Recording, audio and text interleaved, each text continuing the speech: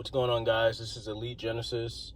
It's my new YouTube channel. It's going to be relating to black pill and red pill style raw content, and I'm just going to get right into it.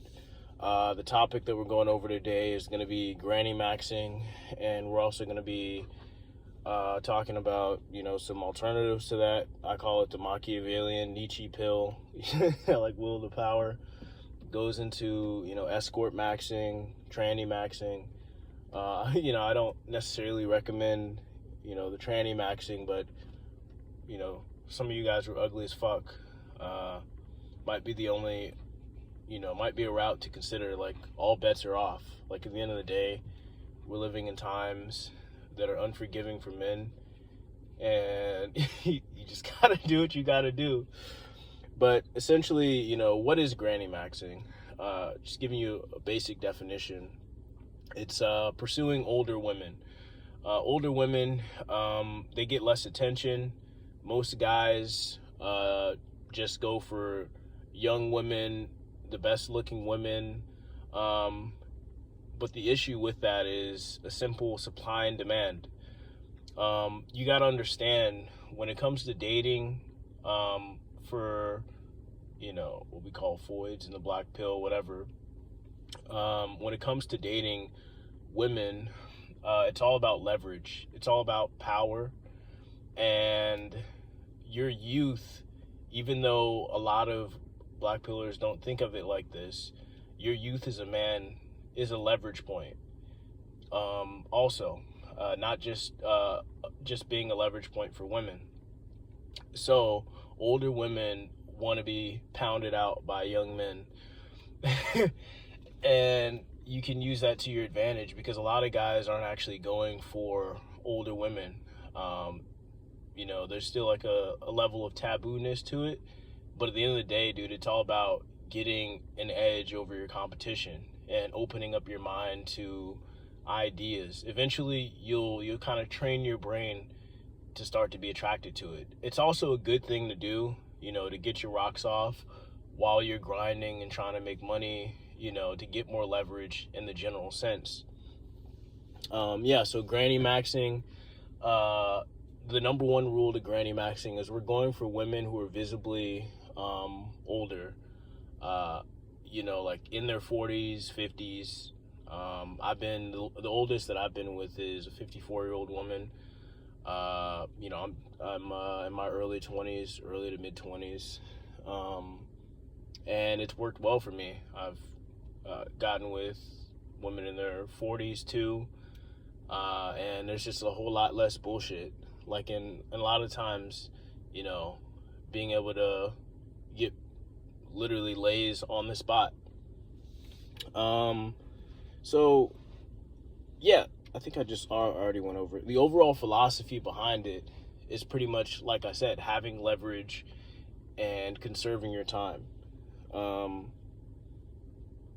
What else? Like I said, some alternatives to that are almost as good, especially the first one, would be escort maxing, or it's called escort maxing. Obviously, it's not legal in the States. You got to check your region. You can sometimes, find ways to kind of get around it being illegal, like where you're at. I think I want to say in Vegas or something, they have like a red light district or something like that. I'm not too sure. You'll have to do your research on it. This is just kind of off the dome, but if you go to South America, a lot of places in South America, like Uruguay, Costa Rica, those are some good spots to,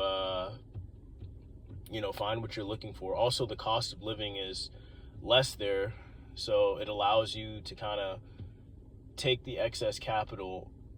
So basically, let me just kind of generally go over the strengths of escort maxing, especially if you go to a foreign country. The thing that you want to be doing in today's day and age is making money online. And once you find a way to make, even just average American income, let's say you make let's say you make $5,000 a month. You find out a way to make $5,000 a month in America. You'll be in the top 1% in like a place like Costa Rica, and escort, and that gives you a lot of leverage. There's also the foreigner appeal thing going on there, and you can get quite attractive women, and then you can take the excess capital and time that you have to invest in your business, because at the end of the day, like, all these are just fucking temporary solution. Nobody wants to be fucking a granny their whole life, or the next thing I'm gonna go into is a Grannymaxxing. That's basically, I call that like the hell pill, like when you have to go to trannies. But at the end of the day, dude, all this stuff you do in secret, Grannymaxxing, escort maxing, Trannymaxxing, all these different things you do when you're down and out. These aren't things that you do if you're in a better position. But you got to understand that the life of a man is war, and that only, I think, 28% of men throughout history end up passing on their genes, and that's even with systems with systems of monogamy, which is very unnatural. That's not something that's seen in the natural world. I would bring that down to only, if humans were living in a completely natural way, less than 20% of men would actually be able to mate, where all the rest of the men would basically just be getting nothing, leftovers, which that's still kind of what happens, single mothers and stuff, people having to get with single mothers, women with high body counts, women who are like fat, or like levels 3 or 4 levels below them. We still kind of see that. But yeah, with escort maxing, it's really could be the ultimate way to get leverage, in general, like keeping your using it, pretty much just leverages your resources to access women and to reinvest into increasing your overall value. It's a pure, so if we think of leverage in terms of money, looks, money, status, escort maxing is purely leveraging your finances on the chessboard to gain value in every aspect of life, which is very smart. Grannymaxing is where you're leveraging your looks and your youth appeal and the sexual cravings of older women, and kind of playing on that in your favor. Like for me, it's been, I haven't tried escort maxing yet, but I will. But Grannymaxxing is like pretty much the ultimate thing that I found that allows me to get what I want without wasting a bunch of my time.